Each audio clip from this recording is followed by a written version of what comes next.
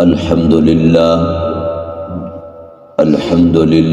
والعظمت للہ والہیبت للہ والقدرت للہ الصلاۃ والسلام علی رسول اللہ وسلم علی حبیب اللہ اما بعد اعوذ باللہ من الشیطان الرجیم بسم اللہ الرحمن الرحیم وما من دابۃ فی الارض الا علی اللہ رزقها ویعلم مستقرها ومستودعها کل فی کتاب مبین صدقت یا رب العالمین۔ اور کوئی جاندار جانور زمین میں نہیں ہے مگر اللہ کے ذمے ہے اس کی روزی، اور وہ جانتا ہے اس کے ٹھکانے کو، اور اس کو جہاں اس نے اپنے آپ کو سپرد کیا ہوا ہے، ہر ایک چیز کتاب مبین میں موجود ہے۔ واجب الاحترام عزت المقام ارباب و خاص و عام، آج کی اس بابرکت باسعادت درس قرآن کی خوبصورت مجلس میں، اور آج ایک اعتبار سے نئے سال کا دوسرا دن ہے، ہم نے 12واں پارہ اور سورۃ ہود جس کی 123 آیات ہیں اور 6905 اس سورت کے حروف ہیں، 123 آیات میں سے آج کی مجلس میں صرف ایک آیت پڑھنے کی سعادت حاصل کی ہے اور اس کا ترجمہ بیان کیا ہے۔ اللہ تعالیٰ نے ارشاد فرمایا کہ کوئی چیز ایسی نہیں ذی روح، جاندار، جانور، چاہے پرند، درند، چرند، کوئی بھی ہو۔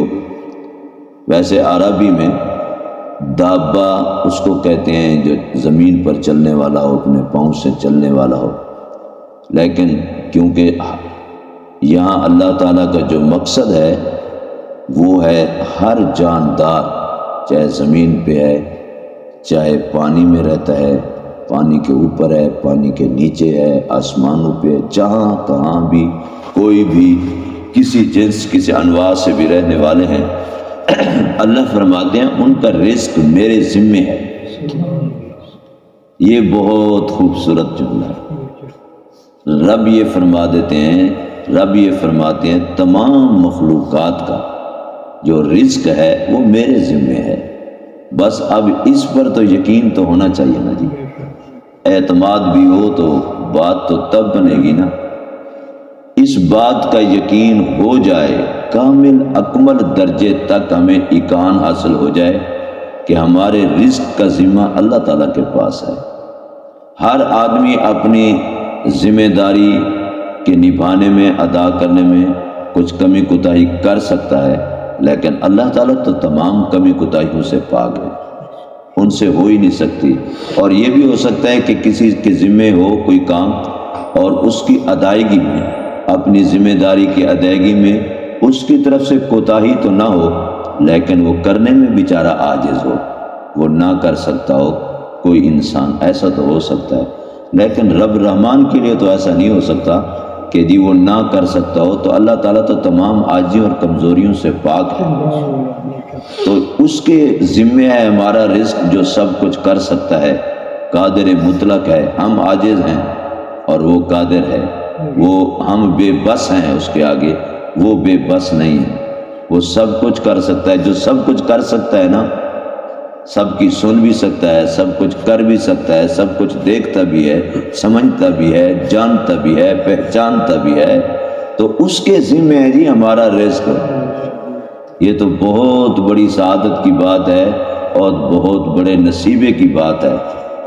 پر مسئلہ تو یہ ہے کہ اس پر اعتماد ہونا جی، اعتماد بھی ہو، اعتقاد بھی ہو، ایمان بھی ہو، ایقان بھی ہو، دیکھو وہ چھوٹی سی ایک مخلوق ہے جس کو ہم چیونٹی کہتے ہیں، سرائکی والے اس کو قویلی کہتے ہیں جی، اس چیونٹی کو دیکھو، اس کا کتنا ایمان مضبوط ہے۔ ہمارا تو دل کرتا ہے بار بار اس کی باتوں کو پڑھیں، سنیں، ایمان میں بہار آتی ہے، عقیدے میں نکھار ہے اس کی ایک ایک جملے سے۔ جب حضرت سلیمان علیہ السلام لشکر کی سرداری اور سیادت و قیادت فرما رہے تھے تو لشکر کو دیکھا نا چیونٹی نے، اس نے کہا او چیونٹیو جلدی جلدی کرو، اپنی اپنی بلوں میں گھس جاؤ، اپنے اپنے گھروں میں گھس جاؤ، سلیمانی لشکر آ رہا ہے، تمہیں کچل کے رکھ دے گا اپنے پاؤں کے نیچے، تو جلدی کرو۔ حضرت سلیمان علیہ السلام کو اس کی یہ بات بڑی پسند آئی کہ سب اس کے ماتحت جو ہے، یہ مخدوم جو ہے، یہ بڑی جو ہے اپنے سے چھوٹوں کا خیال کر رہی ہے، یہ بہت بڑی اچھی عادت ہے۔ تو انہوں نے اس چیونٹی کو اپنی ہاتھ کی، نبوت والے ہاتھ کی ہتھیلی پہ رکھا۔ چیونٹی بھی بڑی خوش نصیب ہے، نبی کے ہاتھوں میں ہے۔ تو حضرت سلیمان علیہ السلام کا، حضرت سلیمان علیہ السلام نے فرمایا آپ کی بات بہت اچھی لگی، آپ کا یہ مزاج اور آپ کا حسن سلوک اور نگہبانی خیال بہت اچھا لگا، تو جی چاہتا ہے کچھ انعام دے دوں آپ کو۔ جی مانگ، تو کیا مانگتی ہے؟ جو تجھے ضرورت ہو میں وہ دوں۔ کہا تو میری ضرورتوں کو پورا نہیں کر سکتا۔ بس یہ توحید بھرا جملہ ہے، توحید والے کو مزہ آ جاتا ہے جی۔ تو وہ تو توحید والے تھے، توحید کی آواز لگانے والے تھے، اللہ کی بڑائی، اللہ کی کبریائی بیان کرنے والے تھے، تو ان کو یہ بڑی لذت حاصل ہوئی، بڑا مزہ آیا۔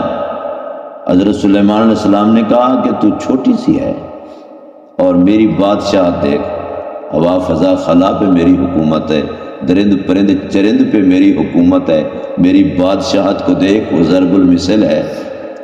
تو مجھے لگتا ہے چیونٹی نے کہا ہوگا، ویسے روایت میں یہ نہیں ہے، میں اپنی طرف سے کہہ رہا ہوں، مجھے لگتا یہی ہے کہ چیونٹی نے بھی کہا ہوگا کہ تیری بادشاہت ضرب المثل ہے، تیری بادشاہت کو تو دیکھوں، تیری نگاہ اپنی بادشاہت سلطنت کی طرف تو ہے، سخاوت کی بھی طرف ہے، اللہ کے نبی ذرا میرے عقیدے کی طرف بھی دیکھ کہ اگر تیری بادشاہت کمزور نہیں ہے تو میرا عقیدہ بھی کمزور نہیں ہے۔ تو کہا بہرحال حضرت سلیمان علیہ السلام نے فرمایا کہ مانگ، کیا ضرورت ہے مانگ لو۔ اس نے کہا میں آپ سے نہیں مانگتی۔ کہا نہیں آپ کو مانگنا پڑے گا۔ بڑا عجیب جواب دیا اس نے۔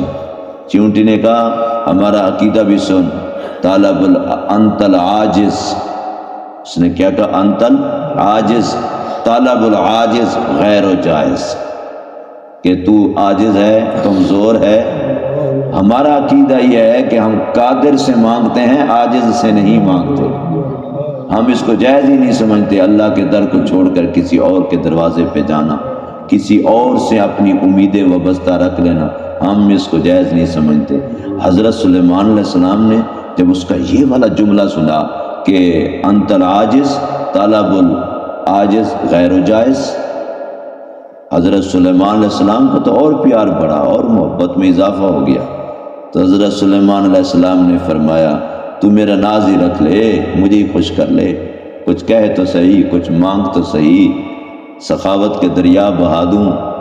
چیونٹی نے کہا آپ اگر مجھے اصرار کر رہے ہو، مجبور کر رہے ہو نا، وقت کے نبی ہو، آپ کی بات ماننی پڑ رہی ہے، تو آپ دینے پر تل آئے ہو تو پھر میں لینے پر آ گئی۔ حضرت سلیمان علیہ السلام بہت خوش ہوئے۔ تو چیونٹی نے کہا محض لاجواب کرنا مقصود تھا۔ چیونٹی نے کہا زد فی رزقی و عمری، یہ اللہ کے جلیل القدر پیغمبر بادشاہ زد فی رزقی، دینا چاہتا ہے تو پھر میرے رزق میں اضافہ فرما، جتنا میرا رزق ہے نا اس کو ڈبل کر لے، اضافہ فرما۔ اب تو حضرت سلیمان علیہ السلام کو یہ بھی نہیں پتا کہ اس کا نصیبہ کتنا ہے، کتنا اس نے زندہ رہنا ہے اور کتنا اس نے کھانا ہے پینا ہے، کتنا اس نے رزق لینا ہے۔ تو حضرت سلیمان علیہ السلام خاموش ہو گئے۔ زد فی رزقی اس نے کہا، اور دوسرا جملہ کہا زد فی عمری، میری عمر بھی بڑھا دو۔ تو یہ نہیں پتا تیری عمر کتنی ہے، جتنی بھئی 5 دن ہے تو 7 دن کر دے، 7 ہے تو 14 کر دے، ارے انہیں پتہ بھی تو ہو نا۔ تو حضرت سلیمان علیہ السلام نے جب ان کی بات سنی، چیونٹی سے کہا تو نے میرے ایمان میں تیرے ایک ایک جملے کی وجہ سے میرے ایمان میں اور اضافہ ہوا ہے۔ دیکھو نا جی، چونٹی ہے، عقیدے کی خوشبو نبی بھی سونگ رہا ہے، اللہ پہ بھروسہ ہے۔ پتہ کیوں یہ سب کچھ ہو رہا تھا؟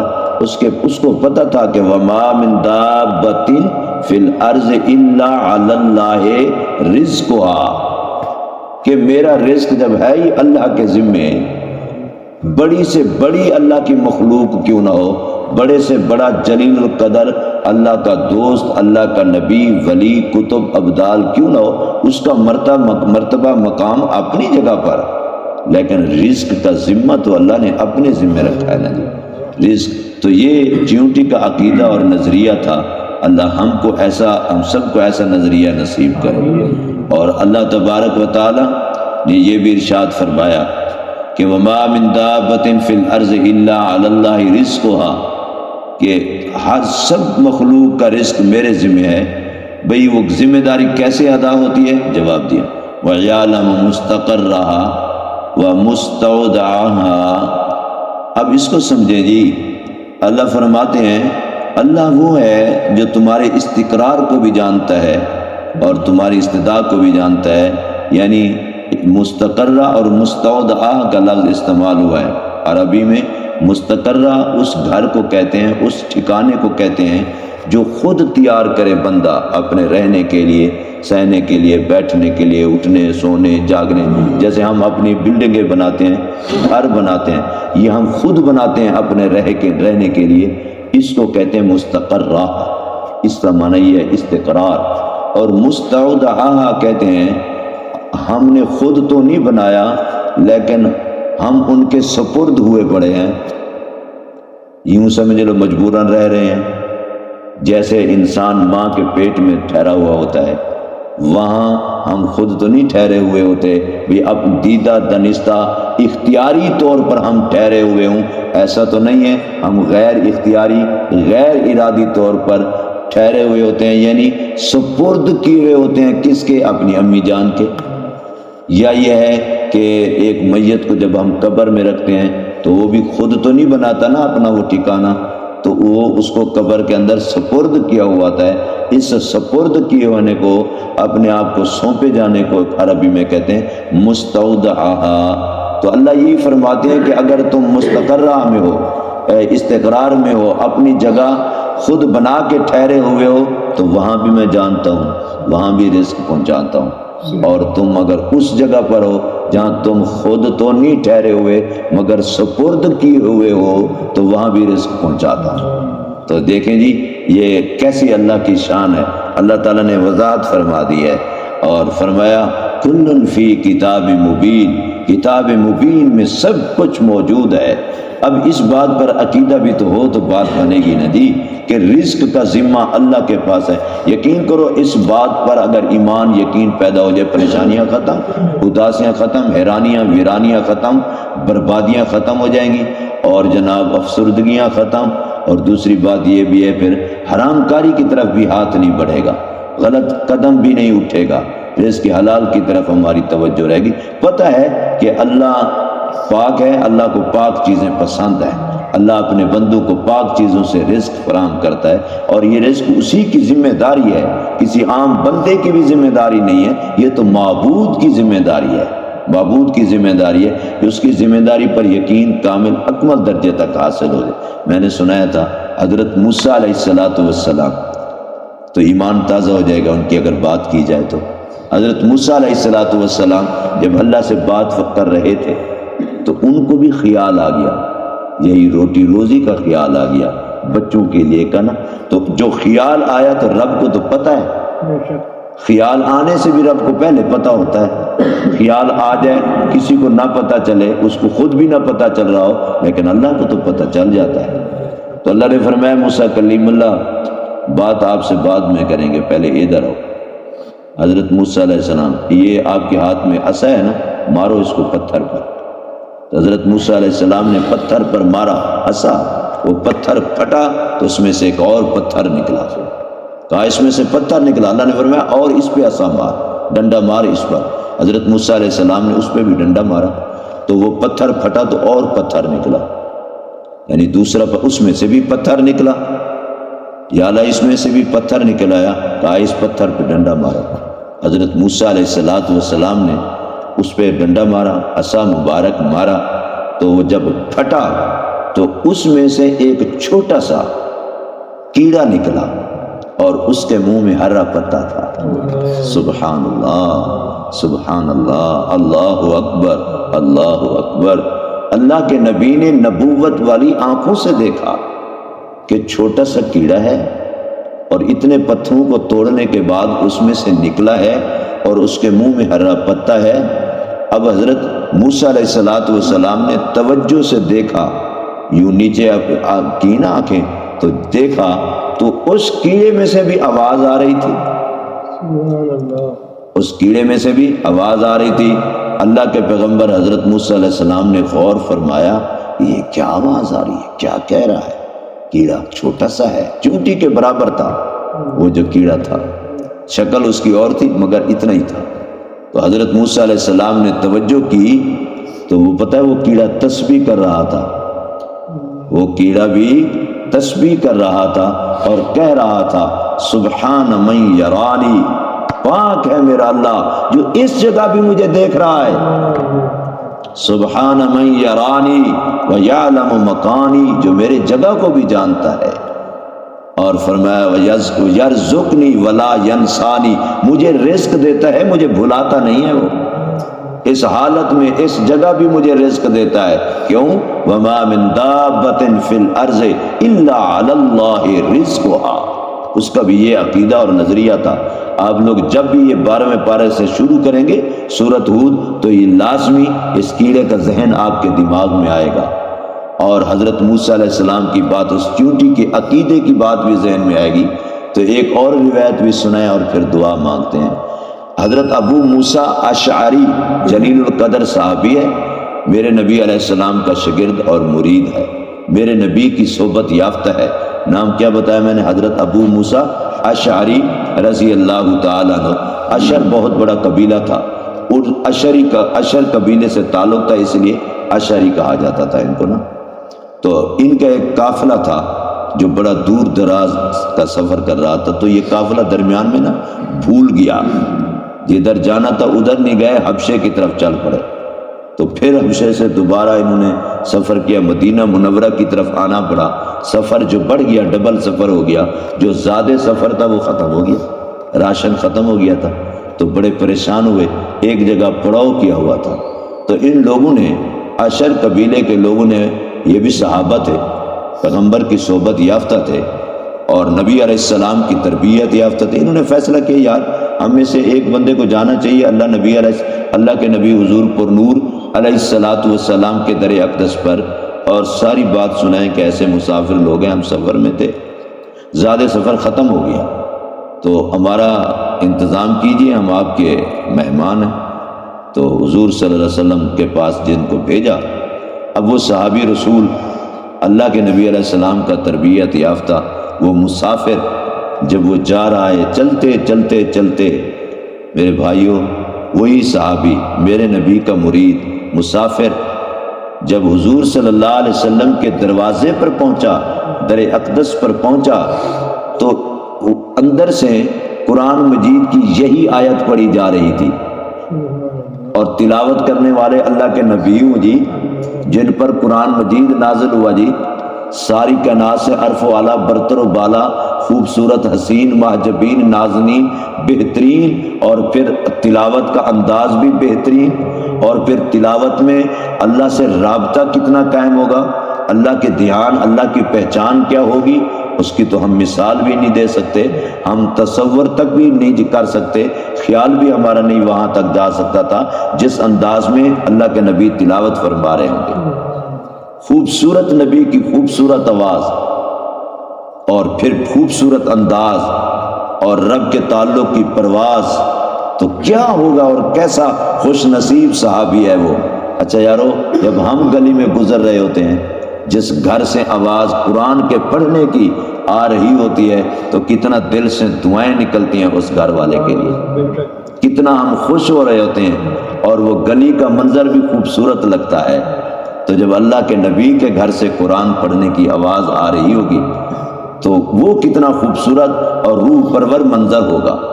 تو صحابی نے توجہ کی تو یہ آیت پڑھ رہے تھے نا، اندر اللہ کے نبی حضور پر نور علیہ السلام۔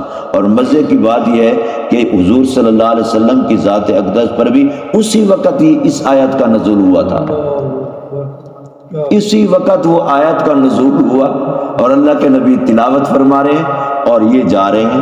انہوں نے سنا، قرآن سنا، ایمان بڑھا، اضافہ ہوا، کہا یار میں ادھر کہاں آ رہا ہوں، میرے رزق کا ذمہ تو اللہ کے پاس ہے، محمد الرسول اللہ کے پاس نہیں ہے، رب کے پاس ہے، شاہ عرب کے پاس نہیں ہے، رب العالمین کے پاس ہے، رحمت للعالمین کے پاس نہیں، مصطفیٰ کے پاس نہیں ہے، خود خدا کے پاس ہے۔ رزق کا ذمہ تو انہوں نے لیا اور قرآن میں سن رہا ہوں، چلے میں یہ دروازہ نہیں دستک دیتا، بس اسی کے دروازے کو دستک دیتا ہوں اور اسی کے دروازے کو دستک دیتا ہوں جس نے اپنے ذمے لیا۔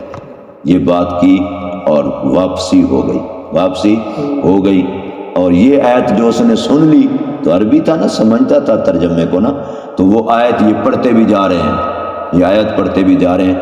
اور وہاں پہنچے تو ساتھیوں نے کہا ہاں انتظام ہو گیا کھانے کا، کہاں انتظام ہو گیا، ہو تو گیا تھا نا بھائی، بتانے والے نے تو بتا دیا، سمجھنے والے نے سمجھ لیا، جس کا اللہ سے رابطہ تھا اس کو پتہ چل گیا، عقیدہ بنا، مضبوط ہوا اور رب سے تعلق مربوط ہوا، تو انہوں نے کہا وہ انتظام ہو گیا، انتظام کر دیا۔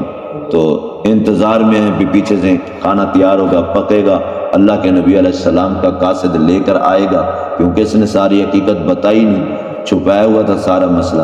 تو تھوڑی دیر گزری، صدقے جاؤں، سبحان اللہ سبحان اللہ، تھوڑی دیر گزری تو اللہ کی طرف سے بھی انتظام ایسا ہوا کہ دور سے صحابہ نے دیکھا ایک بندہ آ رہا ہے، دسترخوان ہے اور بہت بڑا تھال ہے، ڈش ہے، اس میں کافی سارے کھانے اور وہ گوشت بھی تھا، گوشت بھی پکا ہوا ہے، روٹیاں بھی ہیں، وہ لے کے آ رہا ہے۔ سب نے یہی سمجھا کہ یہ محمد الرسول اللہ صلی اللہ علیہ وسلم کی طرف سے ہے۔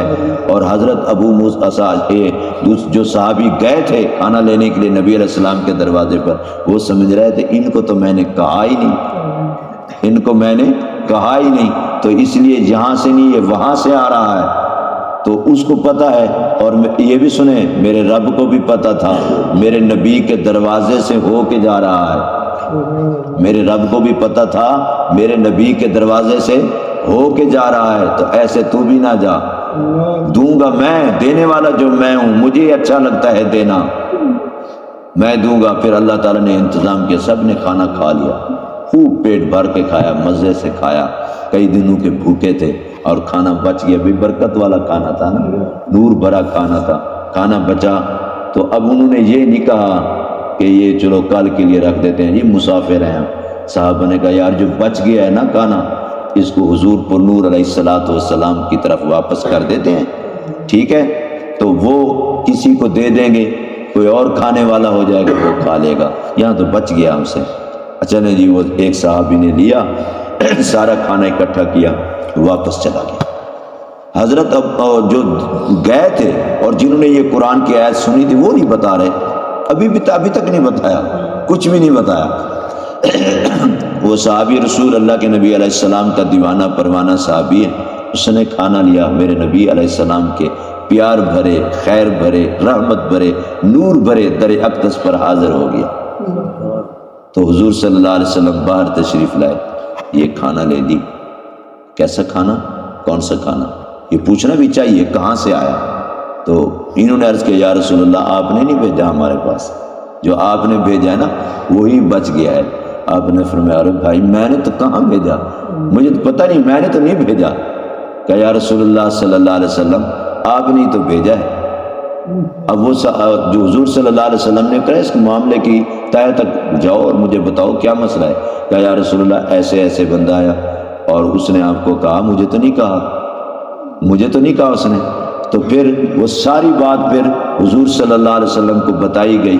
آپ صلی اللہ علیہ وسلم نے فرمایا اللہ اکبر، ماشاءاللہ، الحمدللہ، اللہ تبارک و تعالی نے تمہارے عقیدے اور ایمان کی لاج رکھی ہے۔ جیسے تمہارا عقیدہ ایمان یقین اللہ کی ذات پر تھا تو اللہ تعالیٰ نے بھی تمہارے ساتھ ویسے معاملہ فرمایا، جیسا تم گمان کرو گے رب کے بارے میں، جیسا ایمان رکھو گے، عقیدہ اور نظریہ رکھو گے، آسمان سے ویسے ہی فیصلے اتریں گے۔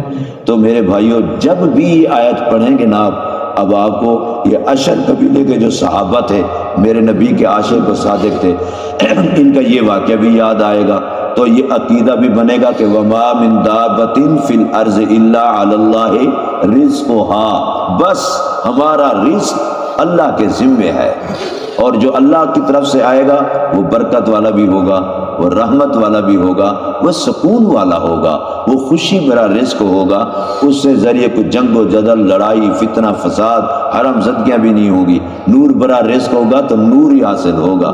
اللہ ہم سب کو جی عقیدہ ایمان مضبوط مربوط نصیب فرمائے، اللہ اپنی ذات عالی سے بھی تعلق نصیب فرمائے، اور اپنے پیاروں سے پیار عطا فرمائے، اپنے دوستوں سے ہماری دوستی نصیب فرمائے۔ اللہ مجھے اور آپ کو عمل کی توفیق بخشے۔ وآخر دعوانا الحمدللہ رب العالمین۔ بسم اللہ الرحمن الرحیم، الحمدللہ رب العالمین والعاقبۃ للمتقین، الصلاۃ والسلام علی رحمۃ للعالمین، والصلاۃ والسلام علی خاتم النبیین۔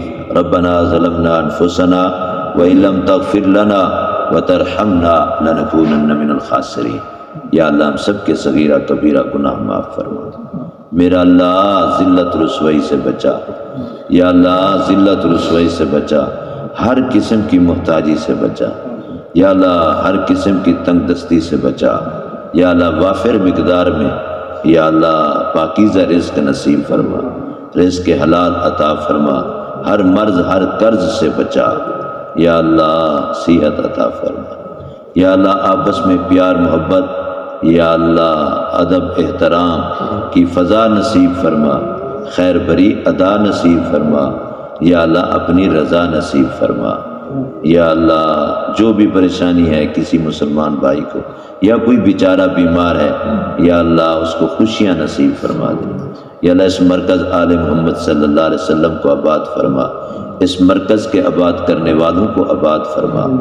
یا اللہ اپنی عالی ذات کا ہمیں دھیان اور اپنی ذات کی پہچان نصیب فرما، اپنے پیاروں سے پیار، اپنے دوستوں سے دوستی نصیب فرما۔ صلی اللہ تعالی علی خیر خلقہ محمد و آلہ و صحبہ اجمعین برحمتک یا ارحم الراحمین۔